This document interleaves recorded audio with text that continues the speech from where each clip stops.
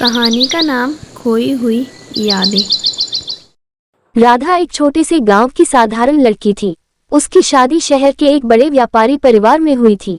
ससुराल में उसका स्वागत बहुत प्यार और गर्मजोशी से हुआ, लेकिन एक बात ने उसे हमेशा परेशान किया। घर में एक पुराना बंद कमरा था, जिसे कोई खोलने की अनुमति नहीं देता था। कहते थे कि वह कमरा मनहूस है और उसे कभी नहीं छेड़ना चाहिए। राधा ने कई बार अपने पति विनय से उस कमरे के बारे में पूछा, लेकिन हर बार उसने बात को टाल दिया। ये रहस्य राधा को बेचैन कर रहा था। एक रात जब पूरा घर सो रहा था, राधा को उस कमरे से धीमी धीमी आवाज सुनाई दी। उसे लगा कि शायद कोई अंदर है। उसने अपनी हिम्मत जुटाई और धीरे धीरे उस कमरे की ओर बढ़ी। जैसे ही उसने दरवाजे के पास पहुंचकर कान लगाया, उसे किसी औरत की गाने की आवाज सुनाई दी। राधा चौंक गई। वह दरवाजा खोलना चाहती थी, लेकिन ताला लगा हुआ था। अगले दिन उसने घर की नौकरानी माया से इस बारे में पूछा। माया ने घबराते हुए कहा, बीवी जी, उस कमरे के बारे में मत पूछिए। वहाँ कोई नहीं है, बस जो आवाज़ें सुनाई देती हैं वह अतीत की गूंज है। लेकिन राधा को चैन नहीं आया। उसने रात में ताले की चाबी चुपके से चुरा ली। अगली रात जब सब सो रहे थे, राधा ने ताला खोला। अंदर घुसते ही उसकी आंखें फटी रह गईं। कमरे में एक पुरानी लकड़ी की कुर्सी थी, जिस पर एक फटी हुई साड़ी पड़ी थी। दीवारों पर अजीब अजीब सी तस्वीरें लगी थीं और एक कोने में रखी थी एक बड़ी सी संदूक। राधा ने कांपते हाथों से संदूक खोला। अंदर एक पुरानी लाल साड़ी, कुछ चूड़ियां और एक डायरी रखी हुई थी। डायरी खोलते ही उसके पन्ने फरफराने लगे, मानो उसमें कोई छुपा हुआ राज हो। पहला ही पन्ना पढ़ते ही राधा का खून जम गया। उसमें लिखा था, ये घर एक औरत की आत्मा का कैदखाना है। जिसने इस सच को जानने की कोशिश की, वह खुद इस कैद का हिस्सा बन गया। तभी कमरे का दरवाजा अपने आप बंद हो गया। राधा ने घबराकर पीछे देखा। एक धुंधली परछाई कमरे में तैर रही थी। परछाई की आवाज आए, तुमने मेरी कहानी जानने की जरूरत की है। अब तुम भी इस खेल का हिस्सा बन चुकी हो। राधा ने हिम्मत जुटाकर कहा। तुम कौन हो और ये सब क्यों कर रही हो? परछाई ने ठंडी हंसी के साथ कहा, मैं इस घर की पहली बहू हूँ।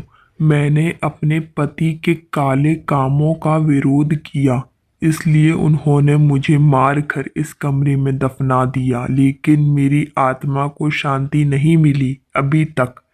अब जो भी इस कमरे में आता है, उसे मेरी कहानी पूरी करनी पड़ती है। राधा ने कहा, मैं तुम्हारी मदद करूंगी, मैं तुम्हें न्याय दिलाऊंगी। इसके लिए तुम्हें यह सब सच सामने लाना होगा, जिसे यह परिवार बरसों से छुपा रहा है, और यह सच तुम्हारे लिए खतरा भी बन सकता है। राधा अब इस राज को सुलझाने के लिए तैयार थी, लेकिन क्या वह सच का पर्दाफाश कर पाएगी, या वह भी इस रहस्यमय कहानी का एक और हिस्सा बन जाएगी? कहानी यही रहस्यमय मोड़ पर छोड़ देती है। राधा ने आत्मा को वादा किया कि वह उसे न्याय दिलाएगी। अगले दिन उसने इस बारे में अपने पति विनय से बात करने की कोशिश की, लेकिन विनय ने उसकी बातों को मजाक में उड़ा दिया और उसे चेतावनी दी कि वह इन बातों से दूर रहे। राधा को यकीन हो गया कि विनय और उनका परिवार कुछ छुपा रहा है। राधा ने अपनी खोज शुरू की। उसने माया से बात की, जिसने डरते डरते बताया कि पहली बहू सुनीता इस घर की सबसे प्यारी सदस्य थी। लेकिन एक रात वह अचानक गायब हो गई और परिवार ने कहा कि वह उन्हें छोड़कर चली गई। गांव में लोग कहते थे कि सुनीता का पति यानी विनय का बड़ा भाई उसे शारीरिक और मानसिक रूप से प्रताड़ित करता था। राधा को सच्चाई का एक सिरा मिल गया था। उसने पता लगाया कि विनय के बड़े भाई की मौत भी अचानक हुई थी, लेकिन परिवार ने इसे एक दुर्घटना बताकर मामला रफा दफा कर दिया। राधा को अब यकीन हो गया कि यह घर अतीत के गहरे अपराधों को छुपाए हुए है। रात में राधा फिर उस कमरे में गई और आत्मा से सच जानना चाहा। सुनीता की आत्मा ने उसे बताया कि उसके पति ने उसे बेरहमी से मारा था, क्योंकि उसने परिवार के गैरकानूनी व्यापार का राज जान लिया था। उसकी मौत को हादसे का रूप दिया गया और उसके शव को इस कमरे में दफन कर दिया गया। राधा ने कहा, मैं तुम्हारी कहानी सबके सामने लाऊंगी। लेकिन आत्मा ने चेतावनी दी, यह काम आसान नहीं है। परिवार के लोग तुम्हें रोकने की कोशिश करेंगे। राधा ने एक योजना बनाई। उसने गुप्त रूप से पुलिस को बुलाया और सबूत इकट्ठा करने के लिए सुनीता की डायरी और कमरे में मिले सामान को उनके हवाले कर दिया। पुलिस ने जांच शुरू की और जब परिवार से सवाल जवाब हुए तो सच्चाई सामने आ गई। विनय के बड़े भाई ने सच में सुनीता को मारा था और इस अपराध को छुपाने में परिवार के कुछ सदस्य भी शामिल थे।